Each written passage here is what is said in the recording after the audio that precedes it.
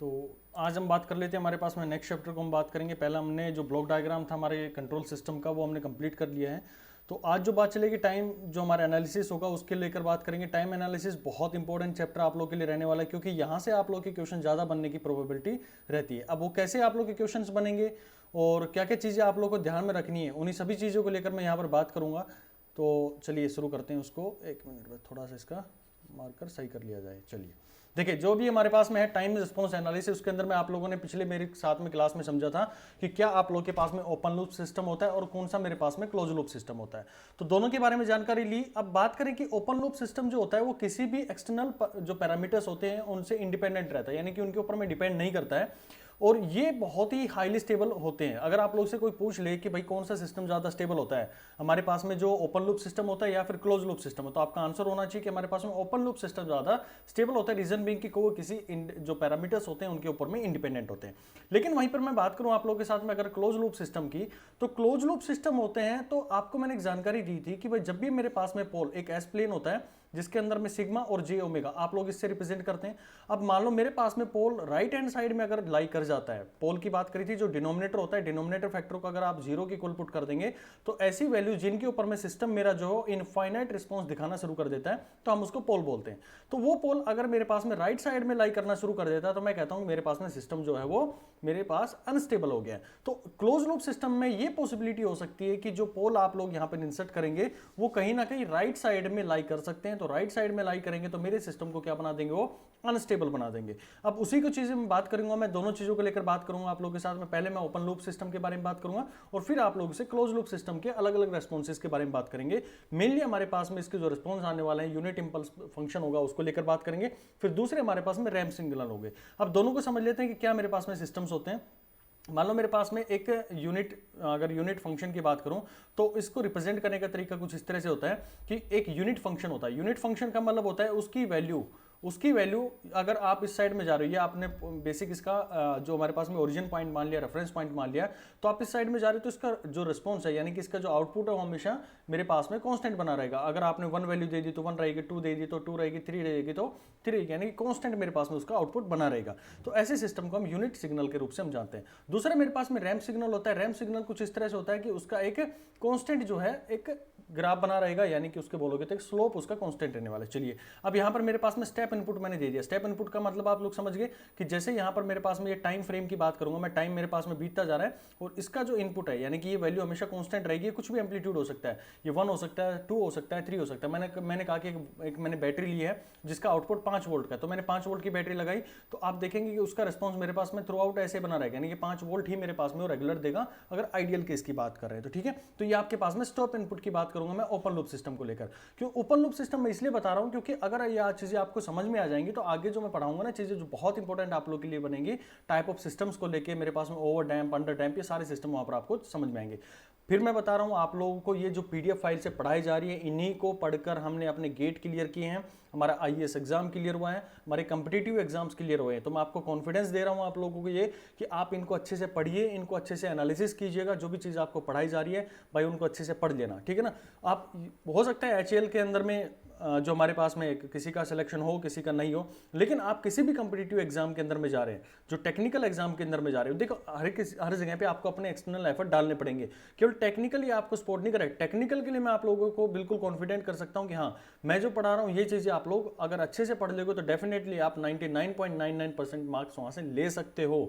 अब ये 0.1 जो रहेगा ना वो आप लोगों को खुद का स्ट्रगल, खुद की एफर्ट रहेंगे उसके अंदर। ठीक है, चलिए बात करता हूं, ज्यादा समय आप लोग का वेस्ट नहीं करेंगे। अब इसके अंदर में छोटी छोटी चीजें आप लोग ध्यान रखना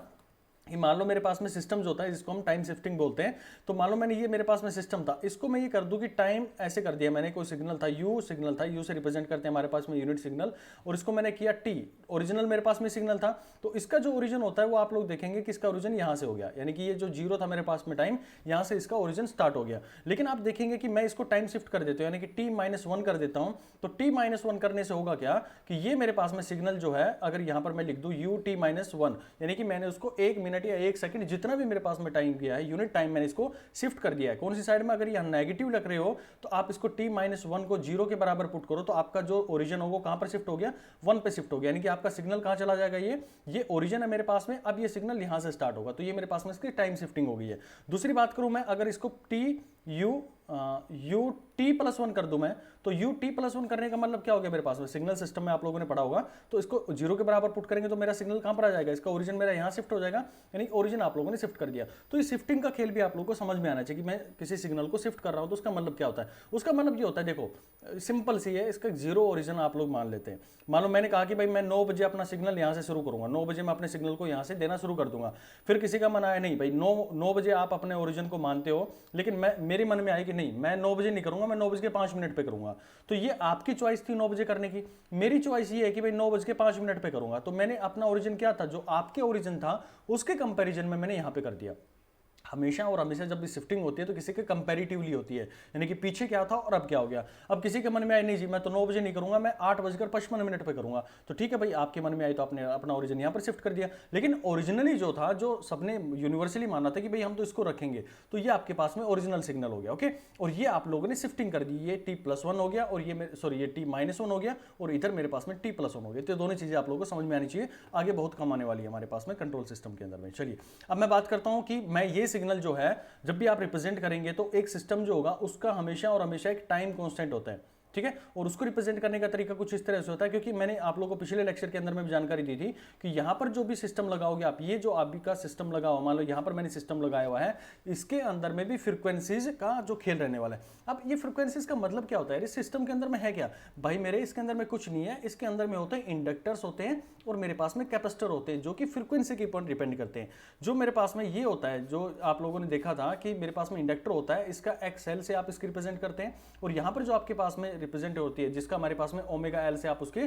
जो इंडक्टेंस होती है उसको रिप्रेजेंट करते हैं, जो उसका रेजिस्टेंस बेसिकली डेवलप करता है। और जो आपके पास में कैपेसिटर होता है, ये हमारे पास में एक्स सी होता है, जिसको आप रिप्रेजेंट करते हैं 1/ω_c, यानी कि ये इनकी रेजिस्टेंस है। नॉर्मल मेरे पास में जो रेजिस्टेंस होता है उसको आप रिप्रेजेंट कर सकते हो आर से, लेकिन जब मेरे पास में इंडक्टेंस आ जाती है और कैपेसिटेंस आ जाती है, कैपेसिटर आते हैं, तो ये कहीं ना कहीं फ्रीक्वेंसी पे डिपेंड कर रहे होते हैं। तो ये सारा खेल इसके अंदर में क्या होता है, यहाँ पर जो भी चीजें लगी होती है फ्रीक्वेंसीज पर डिपेंड होती है। सिस्टम जो मेरे पास में होता है फ्रीक्वेंसीज पर डिपेंड होता है। मैंने कहा था ना कि अगर पर्टिकुलर फ्रीक्वेंसी की मैं उसके अंदर में इनपुट दे दूंगा तो क्या हो जाएगा, वहां से वो अपना इनफाइनाइट जो है रिस्पॉन्स देना शुरू कर देगा, यानी कि कहीं ना कहीं वो हमारे पास में डिस्टर्ब कर देता है चीजें। तो वो कहां से निकल के आती है, वो तो केवल रेजिस्टेंस तो डिपेंड करता नहीं है, फ्रीक्वेंसी के ऊपर में डिपेंड कौन करता है, मेरे पास में इंडक्टर और कैपेसिटर डिपेंड करते हैं। यानी कि सर्किट के अंदर में कहीं ना कहीं इंडक्टर और कैपेसिटर है,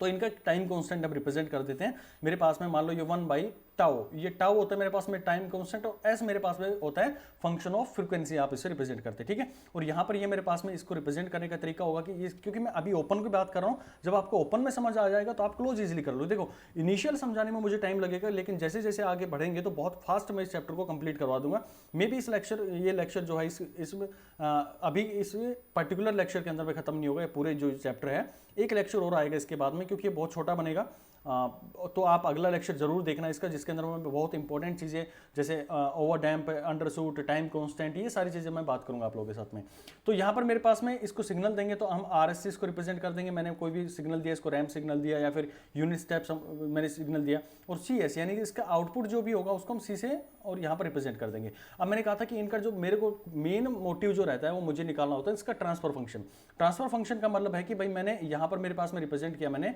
ये मेरे पास में मान लो गेन था, यहाँ पे 1 वोल्ट दिया और यहाँ पर मेरे पास में 4 निकल के आ रही है, तो सिस्टम ने मेरे पास में कितना गेन दिया, मान लो यहाँ पर मैंने 4 से इसको मल्टीप्लाई किया तभी तो मिला, तो ये मेरे पास में ट्रांसफर फंक्शन हो गया इसका। तो यहाँ पर निकालने का तरीका यही होता है कि आप आउटपुट डिवाइडेड बाई इनपुट कर देते हो। भाई यहाँ पर भी तो ये करते 4 डिवाइडेड बाई 1 कर देते हो, मेरे पास में 4 वैल्यू आ जाती,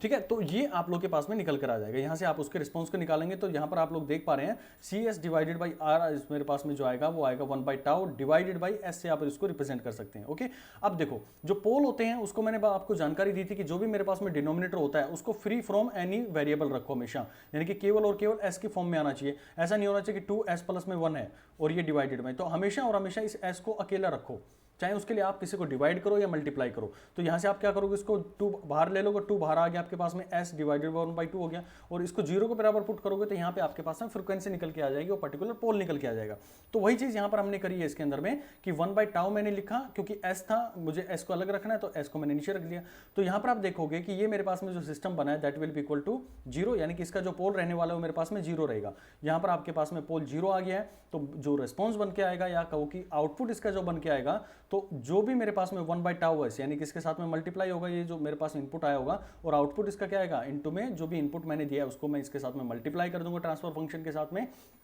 तो इसका रिस्पॉन्स मेरे पास में निकल के आ जाएगा। चलिए अब बात करता हूं आप लोगों के साथ में कि स्टेप इनपुट मैंने दे दिया, तो स्टेप इनपुट में मेरे पास में क्या होता है। तो स्टेप इनपुट की वैल्यू जो मेरे पास में होती है, ए एम्पलीट्यूड होगा उसका, भाई जो मेरे पास में एम्पलीट्यूड होगा वही तो जाएगा इसके पास में, जब आपने आर एस उसको दिया तो उसके पास में आपका इनपुट चला जाएगा। चलिए बात कर लेते हैं इसको लेकर। तो इसके अंदर में मेरे पास में स्टेप इनपुट के लिए आर एस, यानी कि जब उसको लैप्लास ट्रांसफॉर्म लेते हैं हम, तो 1a/1 देखो जो मेरे पास में यूटी फंक्शन होता है, ध्यान से सुनना इसको, यूटी फंक्शन का जो लैप्लास ट्रांसफॉर्म होता है that is equal to 1/s होता है। और जब इसका कोई एम्पलीट्यूड होता है, मान लो ये मेरे पास में यूनिट एम्पलीट्यूड का था तो 1 हो गया, अगर मान लो 2 इनपुट का होता तो यहाँ पर 2 आ जाता मेरे पास में, और ए एम्पलीट्यूड का है तो इसको हम a/s से रिप्रेजेंट करते हैं, यानी कि जो इसके इनपुट दिया जा रहा है यहाँ पर जो मेरे पास में सिस्टम है, ये चीजें समझ लेना भाई, क्योंकि क्लोज लूप सिस्टम में जब करवाऊंगा तो वहां पर ये चीजें यूज होंगी। यहाँ पर जो मैंने आर एस दिया है, यहाँ पर मैंने दिया a/s, a/s का मतलब है कि मैंने यूनिट स्टेप फंक्शन दिया है, 1/s से पता लगा मेरे को, और a का मतलब मेरे पास में मैंने उसका a एम्पलीट्यूड का दिया है, ठीक है। और यहाँ पर मेरे पास में गेन कितना था, यहाँ पर मेरे पास में गेन था 1/τs, और आपको ये दोनों मल्टीप्लाई करने पड़ेंगे क्योंकि सिस्टम मेरे पास में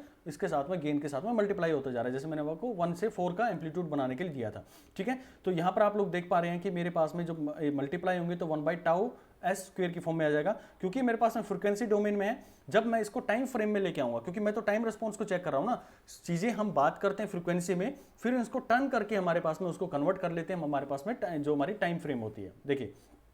हमारा जो पूरा अप्रोच होता है, एस में हम पूरे सिस्टम को एनालिसिस करते हैं, क्योंकि हमारे लिए इजी होता है टाइम फ्रेम में पढ़ना, तो एस से हम सीधे आएंगे उसको टी में लाकर, और टी में हम उसके रिस्पॉन्स को चेक करते हैं, उसके आउटपुट को चेक करते हुए चलते हैं। ओके, तो यहाँ पर आपके पास में टाइम आ गया, यानी कि सी टी जब इसको पूरा हम करते हैं, इसके अंदर में आप लोगों को जानकारी होगी कि टी जो होता है, अगर टी मेरे पास में है तो उसका जो आउटपुट होता है, यानी कि उसको फ्रिक्वेंसी डोमेन में लिखते हैं, तो that is equal to 1/s² से हम उसको रिप्रेजेंट कर देते हैं। जो यहाँ पर टी की पावर 1 होती है उसको यहाँ से हम 1/s लिखते हैं और उसकी पावर 1+ कर देते हैं उसके अंदर में। अगर मान लो यहाँ पर t² होता तो मैं यहाँ पर s की पावर q कर देता, तो ये टाइम मेरे पास में उसका रेस्पॉन्स होता है इस तरह से, ठीक है। तो यहाँ पर आप लोगों को दिख रहा होगा कि ये मेरे पास में τs² आ गया, यानी कि जब मैं इसको टाइम डोमेन में कन्वर्ट करूंगा तो a/τ ये तो कांस्टेंट है, बाहर आ जाएंगे,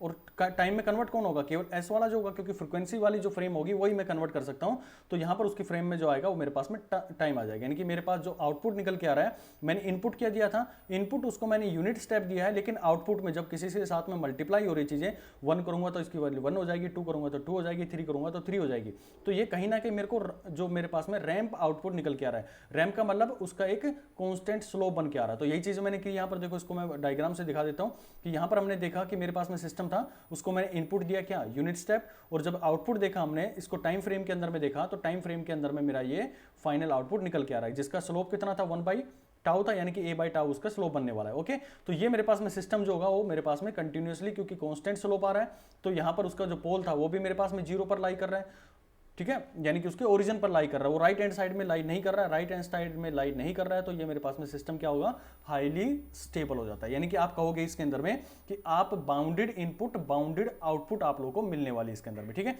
ये मेरे पास stability condition is not applicable here as it is applies only on voltage and current gain and not on impedances। यानी कि यहाँ पर आप लोग के पास में जो है ये जो कैटेगरी, यानी कि बाउंडेड इनपुट और बाउंडेड आउटपुट, क्योंकि यहाँ पर आप लोग के पास में वो लाइन नहीं करेगी। बाउंडेड इनपुट बाउंडेड आउटपुट का मतलब होता है कि आपने 5 वोल्ट दिया तो आपका जो आउटपुट है वो भाई 5 वोल्ट के जो हमारे पास में या तो 5 वोल्ट मिले या 5 वोल्ट से नीचे मिले, ये हमारी जो बीबो की कंडीशन होती है। लेकिन यहाँ पर आप लोग देख पा रहे हैं कि मैंने इनपुट दिया, इसको क्या इनपुट इसको दिया मैंने रैंप दिया, यानी कि कांस्टेंट दिया है, सॉरी इसको यूनिट स्टेप दिया है, लेकिन आउटपुट जो इसका निकल के आ रहा है मेरे पास में क्या रहा है, इसका एक रैंप फॉर्म में आ रही है। अब ये कहाँ तक जाएगा मुझे वैल्यू थोड़ा ना पता है भाई, ऊपर तक जाएगा तो कांस्टेंट वैल्यू में टाइम चेंज करता जाऊंगा तो आगे तक मूव करता चला जाएगा। यानी कि इसके अंदर में मेरे पास में बाउंडेड इनपुट बाउंडेड आउटपुट नहीं मिलेगा इसके अंदर में। तो आप लोग कह सकते हैं कि सिस्टम मेरा स्टेबल है। सिस्टम मेरे पास में क्यों स्टेबल है, क्योंकि इसका जो पोल है वो मेरे पास में ओरिजिन पर लाई कर रहा है, और ओरिजिन पर लाई करने की वजह से स्टेबल हो गया। लेकिन अगर मैं आउटपुट की बात करूं तो आउटपुट इसका आपको बाउंडेड नहीं मिलेगा, ठीक है। तो ये छोटी छोटी कहानियां थी भाई आप लोग के पास में, तो आप लोग इस लेक्चर को देखिएगा, और नेक्स्ट लेक्चर बहुत जल्द मैं आप लोगों के लिए अपलोड करूंगा, जिसके अंदर मैं क्लोज लूप सिस्टम को लेकर बात करूंगा। क्लोज लूप सिस्टम बहुत इंपॉर्टेंट आपको लोगों के लिए चीजें रहने वाली है, और उन सब का रास्ता जो था वो इसी यूनिट स्टेप के ओपन वाले लूप के थ्रू जाके होकर जाना था, इसलिए आपको इसके अंदर में पहले मैंने थोड़ा सा टाइम दिया इस चीज़ों को थोड़ा थोड़ा समझाने के लिए। ओके, चलिए मिलते हैं, और बाकी कमेंट बॉक्स में आप जरूर बताएंगे कि आपको चीज़ें समझ आ रही है या नहीं आ रही है। अगर आप लोग कमेंट करेंगे तभी अगला आपका वीडियो अपलोड होगा, वरना कोई भी वीडियो अपलोड नहीं होगा। बाकी सारी लिंक जो है, टेलीग्राम चैनल है उसका लिंक आपको डिस्क्रिप्शन में मिल जाएगा, जहां पर आपको PDF फाइल मिलेंगे। ठीक है, चलिए मिलते हैं फिर नेक्स्ट लेक्चर के अंदर में। Thank you.